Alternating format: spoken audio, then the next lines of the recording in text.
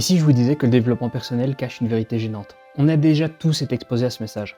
Grâce au développement personnel, nous deviendrons la meilleure version de nous-mêmes, le succès et le bonheur sont garantis si on applique à la lettre cette recette que l'on vient de vous vendre. La réalité est bien plus nuancée que ça. Et ce que personne ne vous a dit, c'est qu'en visant l'île du paradis, on peut également arriver sur l'île de l'enfer. Dans cette vidéo, je vais vous montrer comment, en l'absence d'une base psychologique solide, ces techniques qui vous promettent tout ce que vous désirez dans la vie peuvent aussi se retourner contre vous. Préparez-vous à remettre en question tout ce que vous pensiez savoir sur le développement personnel, car les 3 vérités que je vais évoquer avec vous dans les prochaines minutes vont certainement venir défier vos croyances.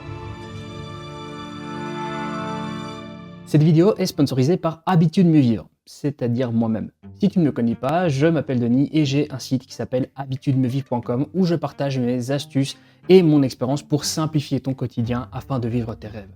Sur habitudemieuxvivre.com, vous trouverez des dizaines d'articles 100% gratuits qui vous livrent des conseils, des critiques et des résumés de livres pour booster votre organisation personnelle. Mais c'est pas tout. Pour ceux qui veulent aller plus loin, vous pouvez également découvrir des formations en mode boîte à outils, c'est-à-dire que vous pouvez choisir d'appliquer la méthode dans son intégralité ou simplement sélectionner les éléments qui vous conviennent le mieux, que ce soit pour gérer votre temps, vos tâches, vos projets ou vos objectifs. C'est l'outil parfait pour ceux qui veulent allier efficacité et flexibilité. Et pour les entrepreneurs en quête d'un accompagnement sur mesure, Habitude Mieux Vivre offre un service de coaching personnalisé. Si vous avez besoin d'aide pour construire un système solide intégrant les meilleures pratiques en termes d'organisation personnelle, en productivité ou d'intégrer l'intelligence artificielle dans votre travail, la solution idéale pour démarrer et exercer rapidement, c'est probablement ce coaching. Découvrez dès maintenant Habitude Mieux Vivre via le lien dans la description et faites le premier pas vers une vie plus organisée et productive. Maintenant, si vous êtes prêts, on va pouvoir passer au cœur de la vidéo. Change ta vie en 7 jours. Cette routine matinale va changer ta vie. Contrôle ta vie et ton destin. Change ta vie grâce à ce secret bien gardé. Ces titres que l'on a déjà tous croisés sont conçus pour capter immédiatement votre attention grâce à leur promesse de solutions rapides. Et si ça fonctionne, c'est parce que la promesse est attrayante. Qui n'a jamais rêvé de pouvoir faire exaucer tous ses vœux par un génie? Le cerveau est fait pour toujours privilégier la facilité. Alors lorsqu'on lui propose une solution rapide et sans peine à tous nos problèmes, quelque chose nous force à sauter sur la possibilité. Le problème avec cette approche, c'est qu'aucune de ces promesses ne fait face à la réalité.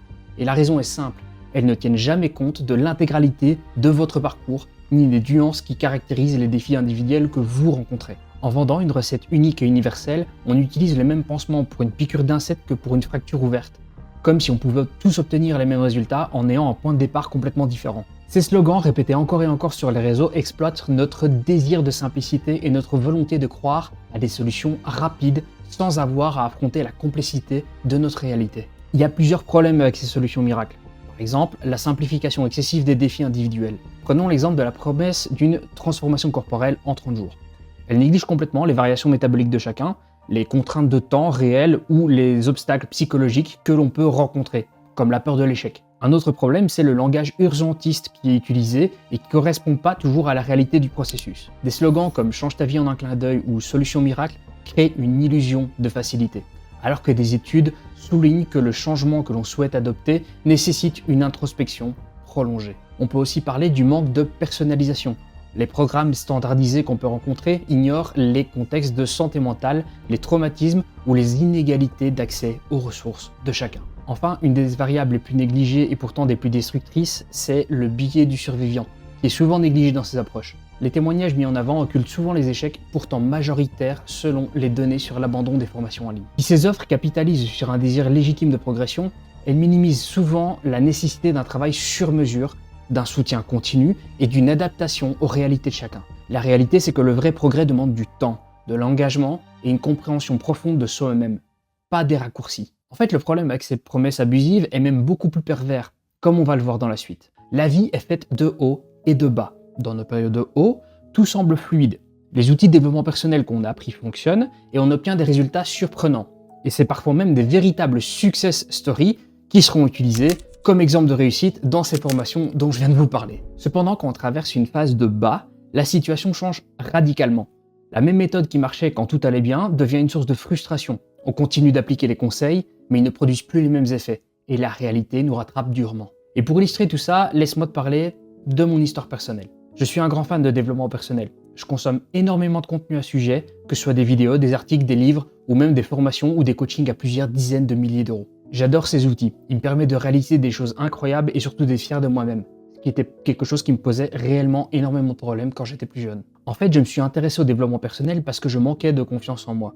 Je n'osais pas aborder les filles quand j'étais plus jeune parce que j'avais peur d'être rejeté.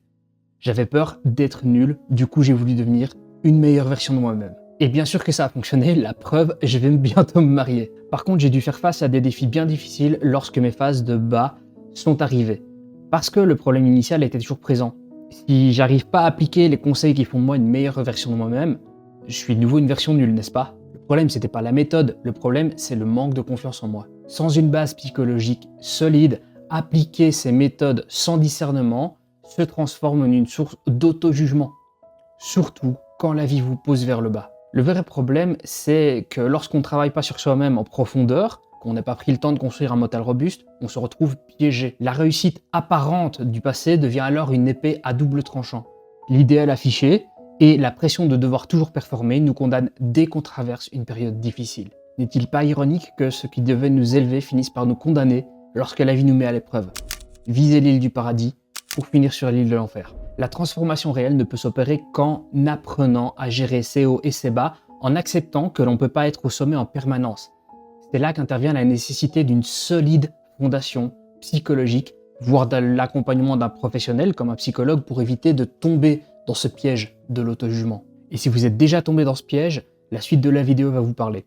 On va analyser quelle est la source de ce problème et surtout comment le résoudre. Ce qui cause principalement cet effet d'auto-jugement, c'est une vulnérabilité qui nous est propre. Mais c'est renforcé par les promesses fallacieuses du développement personnel, comme on l'a vu en début de vidéo. Le problème, c'est qu'on nous a promis la perfection. Et surtout, on nous a promis que cette perfection allait nous rendre heureux. Sauf que dans la vraie vie, rien n'est jamais vraiment parfait. Et l'idéal qu'on se fait d'une situation est très rarement ce qui nous rend réellement heureux. Cette quête de la perfection devient omniprésente et insidieuse. Elle instaure une norme impossible à atteindre, qui nous pousse sans cesse à nous comparer aux images idéalisées de la réussite. La pression de devoir être parfait devient ainsi une source d'auto-jugement dès que nous échouons à atteindre cet idéal. C'est d'ailleurs exactement ce dont j'ai parlé lors de mon exemple précédent. J'avais beau être la meilleure version de moi-même, tenir mes routines et être ce que je pensais un mec intéressant, ça m'a pas empêché de vivre une rupture très difficile et de me retrouver entièrement seul avec moi-même. C'est à ce moment-là que le sort était rompu. Si je respectais ma partie du contrat, mais que la promesse du développement personnel ne fonctionnait plus, qu'est-ce que ça voulait signifier? Est-ce que cette meilleure version de moi-même n'est pas suffisante? Et c'est comme ça que je suis tombé dans la dépression. Et je vous assure qu'à ce moment-là, j'étais clairement la pire version de moi-même. La réalité, c'est que la quête de la perfection est une illusion.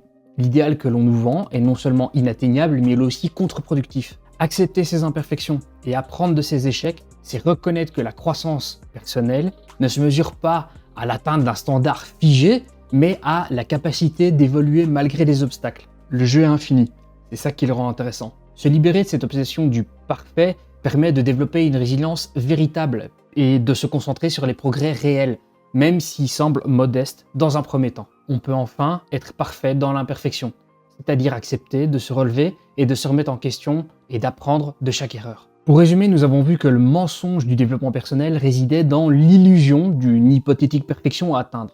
Maintenant, vous savez non seulement que la perfection est impossible à atteindre, mais qu'elle n'est pas non plus la solution à tous vos problèmes. Prenez avant tout soin de votre santé mentale, car sans une base psychologique solide, les outils du développement personnel peuvent se retourner contre vous, car la quête de la perfection vous guidera vers un cycle d'auto-jugement destructeur. La réalité, c'est que la transformation personnelle ne se mesure pas à l'atteinte d'un standard figé et chimérique, mais à notre capacité à évoluer, même dans l'imperfection. Surtout dans l'imperfection. Le développement personnel, ça marche. J'en suis la preuve vivante. Mais il ne faut pas le faire n'importe comment. Et il faut prendre garde à ne pas laisser nos apprentissages servir de couteau que l'on se plante soi-même dans le dos dès que tout va mal. Acceptez vos hauts et vos bas et souvenez-vous que chaque échec est une opportunité d'apprentissage. La véritable force réside dans la résilience et l'acceptation de soi. Si cette vidéo vous a ouvert les yeux, vous a aidé à repenser à votre rapport au développement personnel, ou tout simplement si elle vous a plu, n'hésitez pas à liker, à commenter et à vous abonner pour découvrir celle qui arrive. N'oubliez pas qu'il n'est pas nécessaire d'être parfait, mais juste de faire de son mieux jour après jour. À la semaine prochaine.